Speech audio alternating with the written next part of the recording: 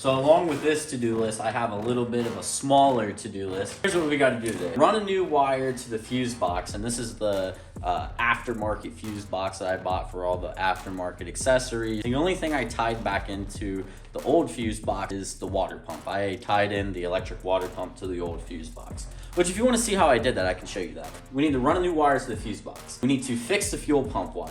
Basically, we just have tons of little things we need to accomplish to get this thing moving on its own power. That way, once I put the turbo kit on, it's not that big of a deal.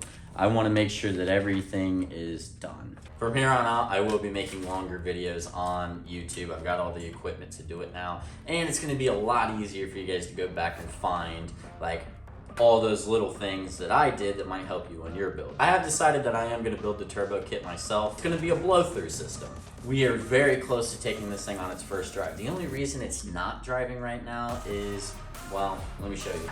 There's snow outside. So what the hell's the point of trying to get this thing on four wheels to drive it?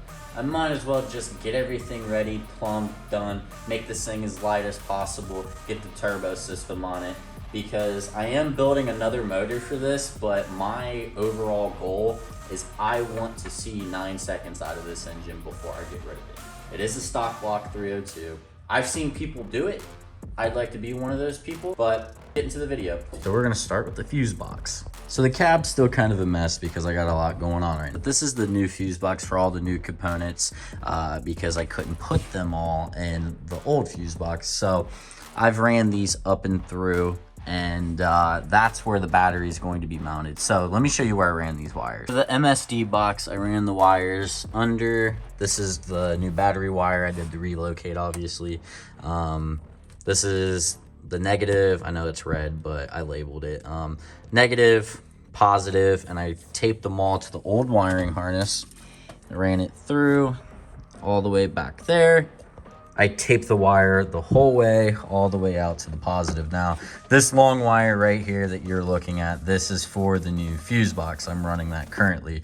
Always leave your wires long. That way you've got some wiggle room, and make sure you tape it along the entire way. I know this is disgusting. I'm getting ready to clean this.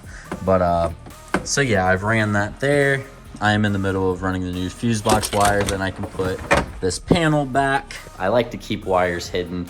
Make sure that when you're plumbing something, you run your wires and hide them and make sure they're not in the way. And the best way to do that is run them alongside where the factory wiring already is.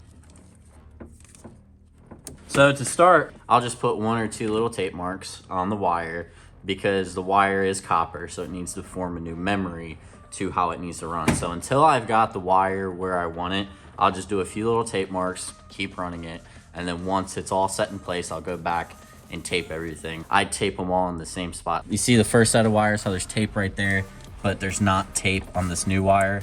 Now, as soon as I'm done, I'm gonna come back and I'm gonna tape that. Stretch it out, because there's a little arch here. I'm gonna put a tape mark there and keep running it. I put the carpet back on. You're never gonna see any of this. It's all gonna be hidden, and everyone's gonna be like, oh my God, that looks so good. And I'll be like, I know.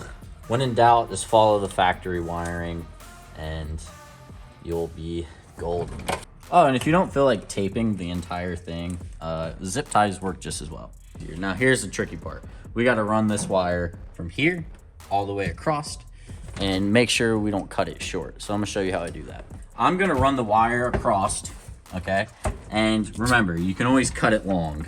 So I'm gonna run the wire up like this, over, and this is where I'm ending. So we're gonna run it long. Now, you see how I'm right there, boom, I'm already in there.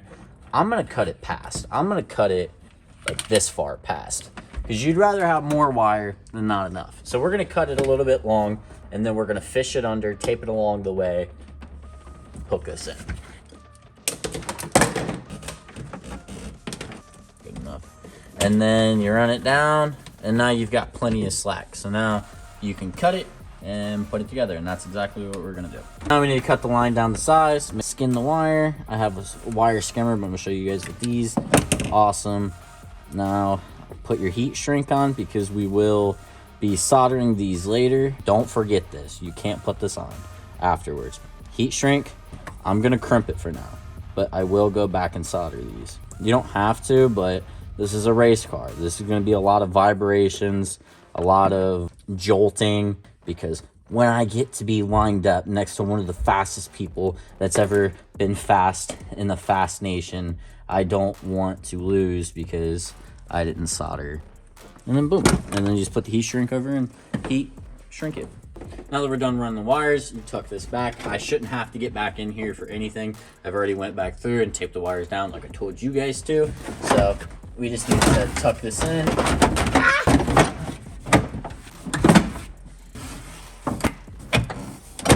Okay, see? Now those wires, you can't even see, except for these. But you won't be able to see those when the carpet's on it. This little fuse box right here, great little piece. I think it was like 30, 40 bucks at Jegs.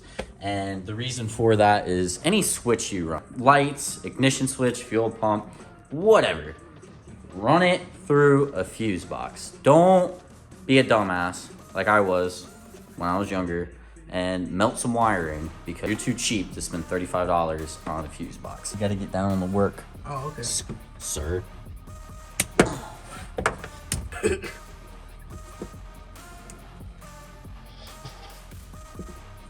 So I'm out of connectors, but the last thing we need to do for the day is we need to connect this fuel pump wire. We need to solder this because I'm out of connectors. And you twist the wire like that. Can you see that, Bill? Get a close up of it. I'm gonna show these people my professional ass solder. Put your heat shrink over it. Boom. There you go. So what we accomplished was just run that wire and tuck it and fix the fuel pump wire. But when you come back tomorrow, we're going to be installing the steering shaft from Borgeson Universal because the one I have doesn't work. And this is such a nice piece. And I will tell you why it's such a nice piece tomorrow. So thank you guys for watching. I will see you tomorrow.